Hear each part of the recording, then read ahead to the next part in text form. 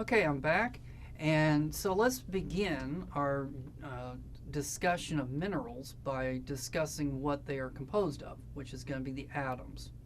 So imagine that you got a chunk of granite in your hand. Well, that is an igneous rock, which we're going to find out in a future lesson.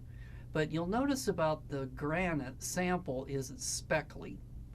And then each of those speckles are different minerals. So that, for example, granite has pink minerals, it has clear minerals, it has uh, kind of grayish minerals, and then it has black ones. Well, the clear minerals turn out to be quartz. So that if you were to take a sample of granite and hit it with a hammer, well, you end up with more pieces of granite. Okay, so let's keep pounding away at that piece of granite until we finally just get one of those clear speckles. So that's going to be the mineral quartz. Now, if you take that and you hit it with a hammer, well, you end up with more pieces of quartz. But eventually, if you keep hammering it enough, you would start to see a pattern, an arrangement of the atoms that compose the mineral quartz, and you would start to see its quartz structure. And it turns out that quartz is only composed of two elements. So it's composed of the element oxygen and then the element silicon. And eventually you would get down to a single molecule of quartz, SiO2, so it's got one silicon and it's got two oxygens. Now, if you hit that thing with a hammer and you break off the oxygens and the silicons, you no longer have a substance that is clear and is hard. As a matter of fact, what you end up with is oxygen is a gas and silicon is a silvery metal. But if you were to take one of those oxygen atoms, so now we're down to the level of atoms, and you were to hit that thing with a hammer, and then you break off one of those electrons, then it turns out that that oxygen no longer would have the properties of being oxygen, and the silicon, if you broke off those electrons, would no longer have the chemical properties of being silicon. So atoms are the smallest units of matter that have the chemical properties of that matter. Well, what are some properties of atoms?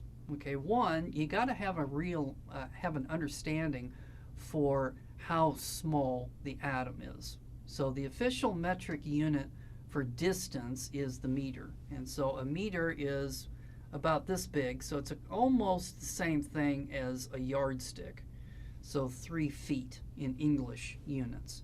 But the meter stick is a little bit bigger. Now imagine that you could take this meter stick and chop it up into 1,000 pieces.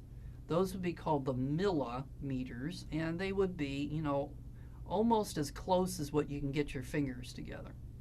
Now imagine taking one of these things and chopping it up into 1,000 pieces, and then imagine taking one of those things and chopping it up into 1,000 pieces, and then take one of those things and chop it up into 10 pieces, and then you're down to the diameter of an atom, which is called 1 angstrom. It's an A that has a circle over the top of it. So 1 angstrom is approximately the diameter of a typical atom. And it's 1 times 10 to the negative 10th meters in diameter. So it's incredibly small. Atoms are so small that if you were to go to a chemistry department and take a sample and put it under a microscope, you could not see the atoms.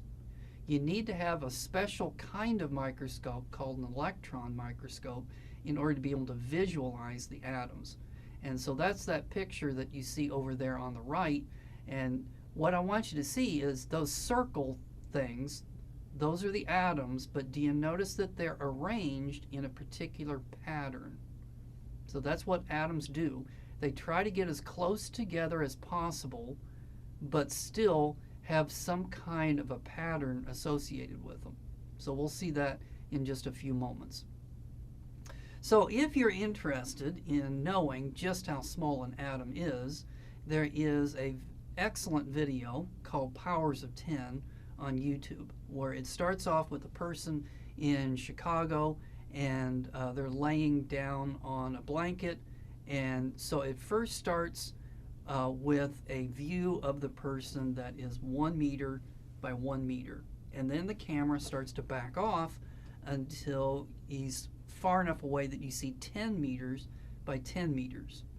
And then he gets further away, and now you see 100 meters by 100 meters.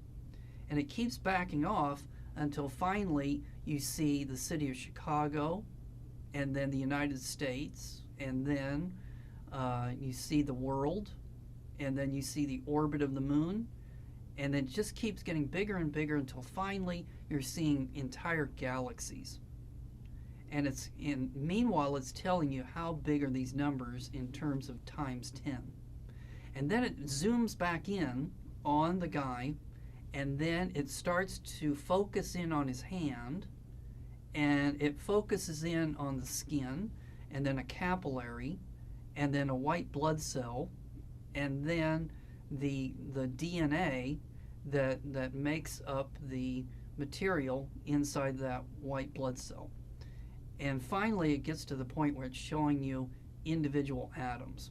So I encourage you to watch that video. All right, what are atoms composed of?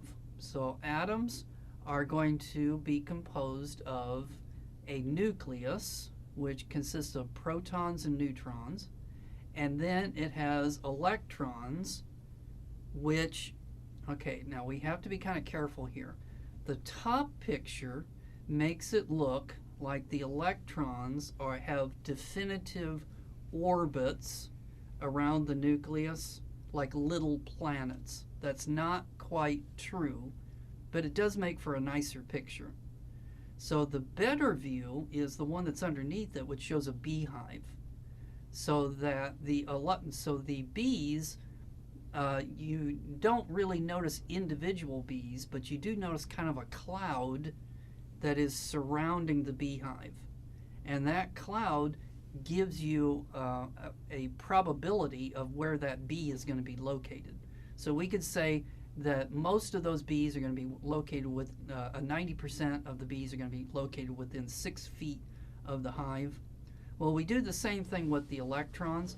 We don't exactly know where the electrons are at any moment around the nucleus. So what we say is that the electrons make up a cloud that surrounds the nucleus, and there's certain regions, which we're going to call orbitals, where those electrons are going to be. Another thing I want you to notice is the charge. So electrons are negatively charged, protons are positively charged, and the neutrons are electrically neutral. And then I want you to visualize in your head a bowling ball, and then a bowling ball, and a ping pong ball.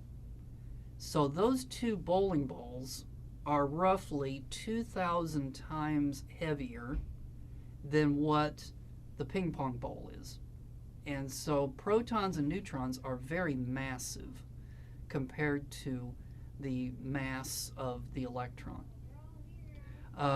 The mass of a typical carbon atom is 2 times 10 to the negative 23rd grams.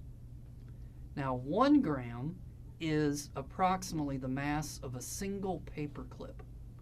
So imagine how small atoms must be in order to have a mass like that.